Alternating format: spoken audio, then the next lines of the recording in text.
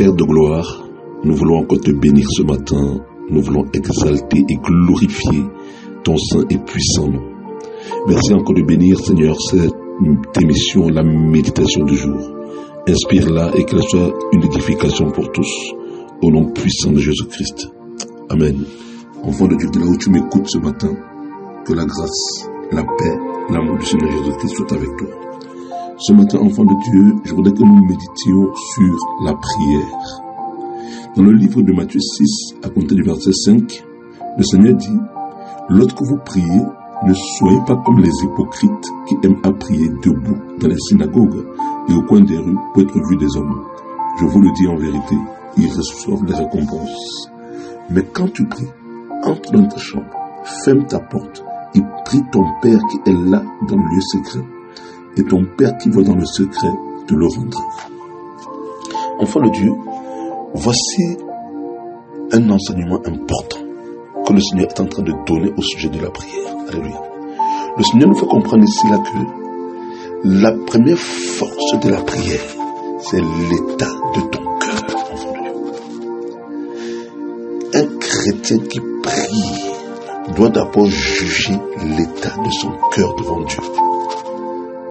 La prière ne consiste pas d'abord en parole, mais c'est d'abord le cœur qui t'amène vers Dieu. C'est l'intention qui t'amène à Dieu. C'est pourquoi le Seigneur dit, quand vous priez, ne soyez pas comme les hypocrites. Pourquoi? Parce que ces personnes priaient dans les mauvaises intentions. Ces personnes priaient dans des intentions égoïstes. Ces personnes priaient dans des intentions orgueilleuses. Ces personnes priaient dans un cœur méchant. Le Seigneur ne condamne pas le fait qu'il prie debout. On peut prier debout. Mais le Seigneur condamne le fait que les intentions qui les amenaient à prier n'étaient pas bonnes. Ils priaient pour se faire voir. Ils priaient pour se glorifier. Ils priaient pour se magnifier. Ils ne priaient pas pour Dieu. Je veux que tu comprennes que Dieu est le centre de toute prière. Si la prière d'un chrétien n'est pas d'abord centrée sur Christ, cette prière-là, Dieu ne peut pas la créer. Lorsque nous prions, alléluia, Dieu veut comprendre, le Saint-Esprit nous fait comprendre ici à travers Jésus, que Dieu doit être le centre de toute prière. Dès l'instant que le Seigneur n'est pas le centre de ta prière, enfant de Dieu, ta prière ne peut pas être agréable à Dieu.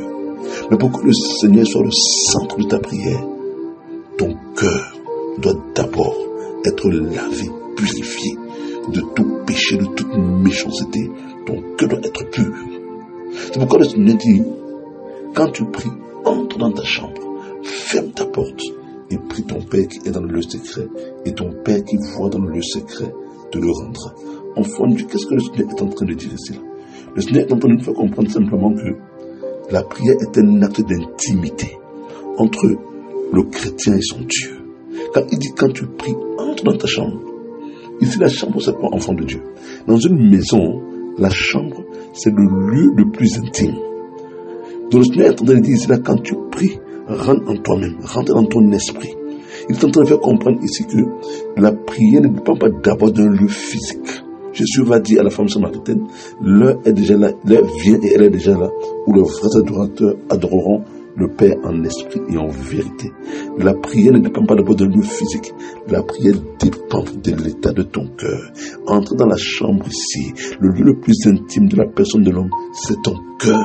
Quand le Seigneur dit entre dans ta chambre, ça veut dire rentre dans ton cœur, rentre dans ce cœur-là où vit le Saint-Esprit. Et il dit ferme la porte. Ferme la porte à quoi? Ferme la porte à toute mauvaise pensée. Ferme la porte à toute méchanceté. Ferme la porte à tout ce qui n'honore pas et ne glorifie pas le Seigneur. On ne peut pas prier dans le péché. Le Seigneur dit quand tu veux prier, ferme d'abord la porte de ton cœur à tout ce qui ne confesse pas la sainteté de Dieu. Parce que la Bible déclare dans Matthieu 5, heureux ceux qui ont le cœur pur, car ils verront Dieu.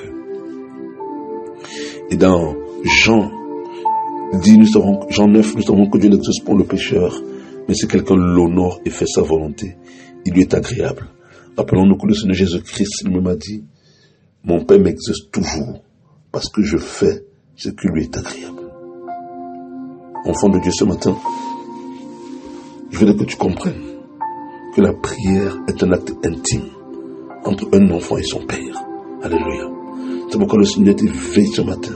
Il dit, quand tu pries, juge d'abord l'état de ton cœur. Parce que c'est ça la force de la prière. La prière ne consiste pas d'abord en paroles. C'est pourquoi d'ailleurs le Seigneur va dire, quand vous priez, ne multipliez pas des vaines paroles. Comme les païens ou les hypocrites qui pensent que c'est à force de paroles qui sont exaucés. Le Seigneur te dit, ce n'est pas d'abord la parole qu'il exauce. Ce qu'il exauce d'abord, c'est l'état de ton cœur. Quand tu viens dans la prière, c'est pourquoi il dit, ferme ta porte. Et quand tu entres dans la chambre, ferme la porte. Il dit, la chambre c'est le cœur. Et ferme la porte à tous ceux qui ne confessent pas la gloire de Dieu.